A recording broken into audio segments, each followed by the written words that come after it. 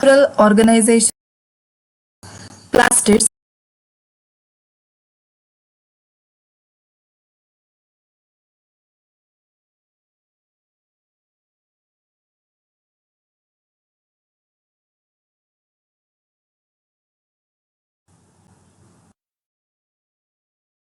So, chloroplast. So, chloroplasts are the organelles that conduct photosynthesis, where the photosynthetic pigment called as chlorophyll is going to capture the energy from sunlight and convert it and store it in energy storage molecules called as ATP and also NADPH, while freeing oxygen from water in plant and also in algal cells. So these are the centers of photosynthesis. And chloroplasts of higher plants have a disc shaped or oval structure that is about 10 micrometer in length and also 2 to 4 micrometer in diameter. But the algal species contain larger chloroplasts of different shapes. The shape may be of a spiral, cup-shaped, circular bands. So these are the different shape of the chloroplast present in the algal species. And the number of chloroplasts per cell is 1 to 2 in alga, while in higher plants several chloroplasts occur in each cell. So the number of chloroplasts varies from species to species, that is from algae to higher species. And also these chloroplasts are enclosed by a double membrane envelope. The space between the outer and inner membrane is called as intermembrane space. So in between the outer membrane and inner membrane we are going to observe the intermembrane space. So this is the two membrane structure, that is outer membrane and also inner membrane, and in between these we are going to observe the intermembrane space. And light microscopes show the chloroplast to be composed of two parts, that is grana and amorphous stroma, in which grana is suspended. So the microscopic studies is going to show that there are two parts in the chloroplast, that is grana. So you are observing these are the grana, and also it consists of a stroma. This is a stroma. And a single chloroplast may contain 50 or more grana, each grana measuring 0.5 to 2 micrometer diameter. So next is a structure of chloroplast. So it is a double membrane envelope, and in between the two membrane we are going to observe the intermembrane space, and the two parts in the chloroplast are grana and also stroma. So first let us know about grana. So electron microscopy has revealed that in grana flattened membranous sacs called thylakoids are closely stacked together. Within each thylakoid there is space known as thylakoid space. So in the grana we are going to observe the flattened sac-like structures called as a thylakoid. So these are the thylakoids what we are going to observe in grana. And membranes called stroma lamellae join the thylakoids of the grana. So these thylakoids, they are joined by the membrane called as a stroma lamellae. And the spherical particles emerge from the surface of the thylakoid membranes into stroma space, and these particles are similar to the spherical particles found in the mitochondrial crystal. So in the structure of mitochondria we have observed the presence of spherical particles which are present in the cristae, and same as in the thylakoids we are also going to observe these similar type of spherical particles, and these particles contain CF1. It is a protein complex which plays an important role in ATP formation. So these spherical particles, they help in formation of ATP.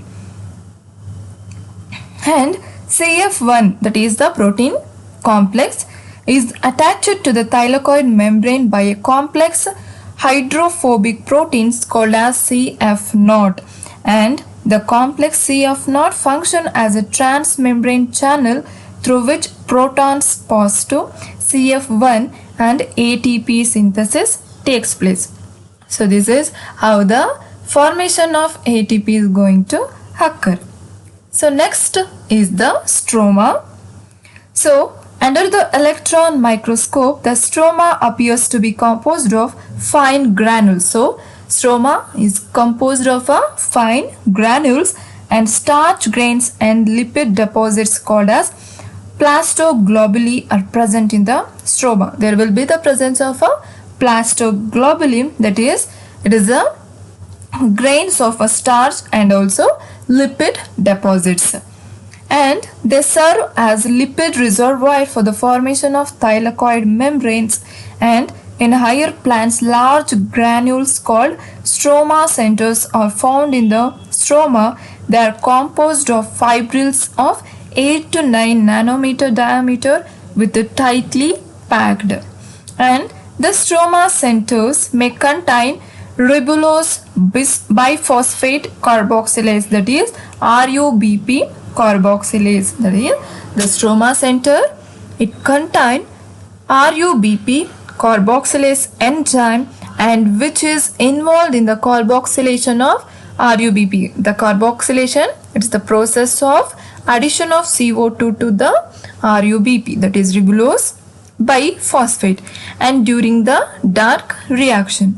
So all the enzymes required for dark reaction are present in the stroma, and besides the above substances, DNA, RNA, ribosomes and the factors involved in nucleic acid and protein synthesis are also present in the stroma. So there are many components present in the stroma. It may be of a DNA, RNA, ribosomes. So these are some of the components. And chloroplast developed from the proplastid. So it is a precursor, what I have told in the yesterday's class.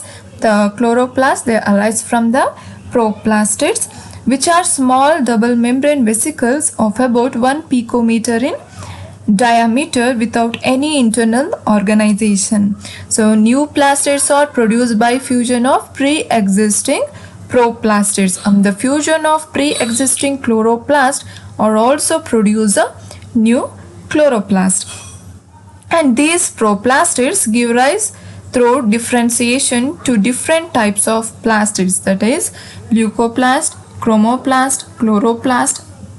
And here light is necessary for the development of the chloroplast from proplastid. So this is about the structure of chloroplast. So next is the functions of chloroplast. So in the function, these chloroplasts produce carbohydrates through photosynthesis, and the overall reaction is as shown in that it occurs through the light reaction and also dark reaction. So in the light reaction, hundreds of chlorophyll molecules are organized to make a photosynthetic unit. So here the chlorophyll molecules, they organize to form a photosynthetic unit, and these molecules are called as a antennae, and light absorbed by the chlorophyll molecule causes excitation. So when the chlorophyll is going to absorb the light, and their molecules, they are going to excite, and the excitation is passed by resonance transfer from chlorophyll to chlorophyll and reaches the reaction center, which is a chlorophyll protein complex. And the reaction centers are of two types, that is photosystem 1 and also photosystem 2. And the photosystem 1 is more efficient at longer wavelength, that is 700 nanometer of light, and is called as P700. Photosystem 1, is called as P700, and a photosystem 2 is more active at relatively shorter wavelength, that is 680 nanometer of light, and is called as P680. Next is the dark reaction. Dark reaction occurs within the stroma where energy is stored in the form of NADPH and ATP and is utilized in a fixation and reduction of CO2. This process is called as a Kelvin cycle, and the CO2 acceptor in Kelvin cycle is a 5-carbon compound, that is RUBP. After joining with the CO2, RUBP is going to convert into 2 molecules of 3-phosphoglycerate. So this is the function of chloroplast. So next organelle is a vacuole. So vacuoles, that is means vacuoles are the empty spaces. So in the diagram you are going to observe the presence of a vacuole. So this is a vacuole and this is also vacuole. So these are the cavities in the cytoplasm, especially in the plant cells, surrounded by cytoplasmic membrane, the tonoplast. So it is going to surrounded by tonoplast and filled with a watery fluid called as a cell sap. So vacuole is filled with the cell sap. It is a fluid, that is a watery fluid containing water and various substances in a solution or suspended state. And the plant cells have very large distinct vacuoles, while in animals the vacuoles are smaller in size. So compared to animal cells, the plant cells contain larger vacuoles, and the plant vacuoles tend to be so large that they push all other organelles against the cell wall. So in the diagram you might observe, as this vacuole is a very large, it is going to push the other organelles towards the cell wall. And in plant cells, vacuole may occupy 80% or more of the volume of a cell. So in the plant cells it is going to, the vacuole going to occupy more than 80% of a space. And a cell may have 1 or 2 small or large vacuoles. The presence of vacuole is a very conspicuous feature of mature plant cells, and they occur in cytoplasmic matrix of a cell, starting off as a few small vacuoles in young plant cells. These vacuoles grow and merge as a cell matures. So the number of vacuoles what they are going to form, they might be merged when the cell is going to mature. Next is the structure and function of vacuole.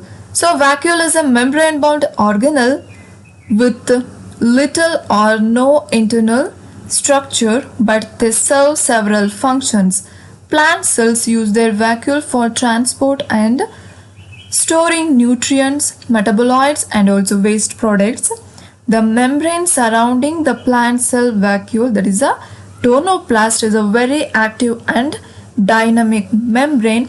As a membrane, it mainly involved in regulating movement of ion around the cell and isolating materials that might be harmful or a threat to the cell. So these are some of the functions. And transport of protons from cytosol to the vacuole stabilizes cytoplasmic pH while making the vacuolar interior more acidic, creating a proton motive force which the cell can use to transport nutrients into or out of the vacuole. That is the proton motive force which is necessary for a cell to transport nutrients into or out of the vacuole. And proteins found in the tonoplast control the flow of water into and out of the vacuole through active transport, that is pumping potassium ions into and out of the vacuolar interior. And these vacuoles store organic acids, carbohydrates, proteins, and also minerals. And some of these compounds are important for human nutrition, like simple sugars such as sucrose found in many fruits, the stems of sugarcane, and root of sugar beets. And in the leaves and stem of forage grasses, vacuoles store complex polysaccharides that are principal energy source for herbivores. And the other compounds found to accumulate in vacuoles include anthocyanin pigments. So some of the pigments are also found in the vacuole, that is anthocyanin pigments, alkaloids, enzyme inhibitors, and also toxins. Waste products and xenobiotic including herbicides are often shuttled into vacuoles by specialized membrane transporters. So there will be presence of membrane transporters, and they are going to help in movement of the molecules in and out of a cell. Once in the vacuole, these compounds are digested or detoxified. They also aid in the destruction of invading bacteria or of misfolded proteins. And vacuoles of certain specialized cells can store products such as rubber and opium. So there are special vacuoles what we are going to observe in some of the plants. They are going to store the rubber and also opium. And the contractile vacuoles found in animal cells play an important role in excretion of water and also salts. And freshwater protozoans exhibit the presence of one or two contractile vacuoles that take part in osmoregulation. So these are some of the functions of the vacuole. So mainly they help in a movement of molecules or ions in and out of cells, that is in and out of vacuoles. So by this we came to know about the structure and also function of chloroplast and also vacuoles. So in the chloroplast we have observed the structure of chloroplast, that is it consists of grana and also stroma, and how the photosynthesis takes place in the chloroplast. And also in the vacuoles we have observed how these vacuoles are helpful for a cell, that is it may be of a plant cell or a animal cell, and what are the roles that is played by the vacuoles. So this is regarding your class about structure and function of chloroplast and also vacuoles. Thank you.